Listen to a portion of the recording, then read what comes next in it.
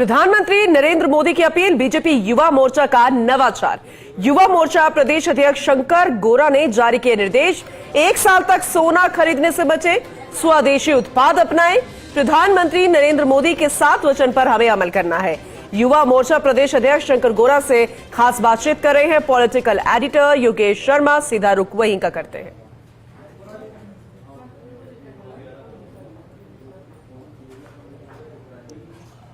देखिए, हमारे प्रदेश के मुख्यमंत्री भजनलाल शर्मा ने भी अपना काफिला कम कर दिया और पूनम एक प्रधानमंत्री की अपील के बाद जी एक असर न केवल बीजेपी के नेताओं के बीच में बल्कि आम वर्ग के बीच में भी देखने को मिल रहा है। सड़कों पर गाड़ियों में भी पहले के मुकाबले कमी देखने को मिली है। हमारे साथ युवा मोर्चा के प्रदेश के अध्यक्ष शंकर गौरा, उन्होंने पहल की क्योंकि युवा हरावल दस्ते के वो राजस्थान बीजेपी के अध्यक्ष हैं, तो ऐसे में उनकी पहल को युवा भी उसको फॉलो करेंगे, पार्टी के युवा कार्यकर्ता फॉलो करेंगे। अब वो ईवी गाड़ी से सफर करेंगे, सार्वजनिक परिवहन का उपयोग करेंगे और सभी युवा मोर्चा के कार्यकर्ताओं को भी इस बारे में निर्देशित कर दिया है, जिला इकाइयों को निर्देशित कर दिया गया है कि जो 7 वचन है प्रधानमंत्री के, उनकी पालना की जाए। शंकर, किस दिशा में आपने ये प्रयास किए हैं, किस तरह से आपने अपने युवा कार्यकर्ताओं को मोटिवेट कर रहे हैं? देखिए, जिस प्रकार से देश के प्रधानमंत्री जी ने आह्वान किया पूरी देश की जनता से, हम देखते हैं कि जिस प्रकार से वैश्विक हालात चल रहे हैं, उसमें भारत के प्रधानमंत्री जी ने सभी से आह्वान किया है कि ईंधन का जो कम से कम उपयोग हो सकता है, आवश्यक उपयोग हो, वही ईंधन का उपयोग करें।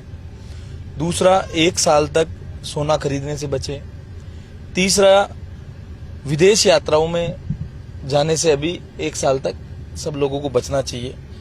प्राकृतिक खेती की तरफ हमें बढ़ावा देना चाहिए और जो खाद्य तेल है उनको हमें कम करना चाहिए। ऐसे देश के प्रधानमंत्री जी ने महत्वपूर्ण बातें देश की जनता को आह्वान की है और उसी को लेकर हमें प्रभाव देखने को मिल रहा है। जब देश के प्रधानमंत्री जी ने उज्ज्वला योजना के लिए गैस सिलेंडर की सब्सिडी छोड़ने की बात कही थी, तो पूरे देश के सक्षम जो वर्ग है उन्होंने गरीब वर्ग और मध्यम वर्ग के लिए अपनी सब्सिडी छोड़ने का काम किया था।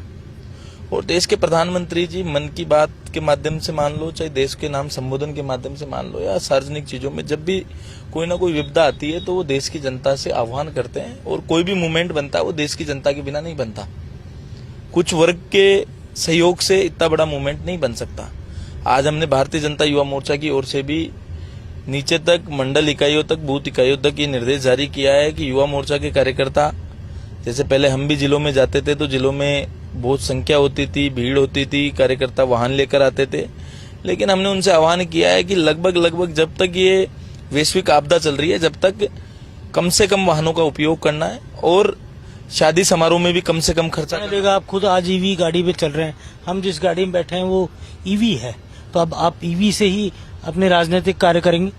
देखिए, कोशिश यही है ईवी से करे, पब्लिक ट्रांसपोर्ट से करे और कम से कम आवश्यक हो तो ही पार्टी और संगठन के कार्यक्रम हो तो ही वहां पर जाएं। आपके आगे पीछे कार्यकर्ताओं की गाड़ियां भी नजर नहीं आ रही आज। देखिए, हमने कार्यकर्ताओं से निवेदन किया है और हमने निर्देश भी जारी किए हैं कि कार्यकर्ता कम से कम जरूरी कामों के लिए निकले और ईवी वाहन हो तो ईवी वाहन और पूल करके चल सके।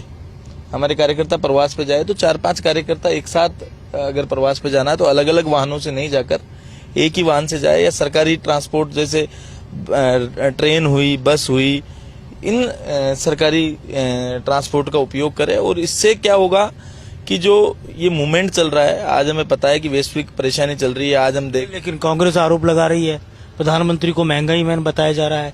आज वो विदेश यात्रा पर जा रहे हैं तो आरोप लग रहे हैं, और जो पेट्रोल डीजल की कीमतें बढ़ी हैं उसको लेकर कांग्रेस ने चौतरफा हमला बीजेपी पर बोला है, केंद्र की सरकार पर बोला है।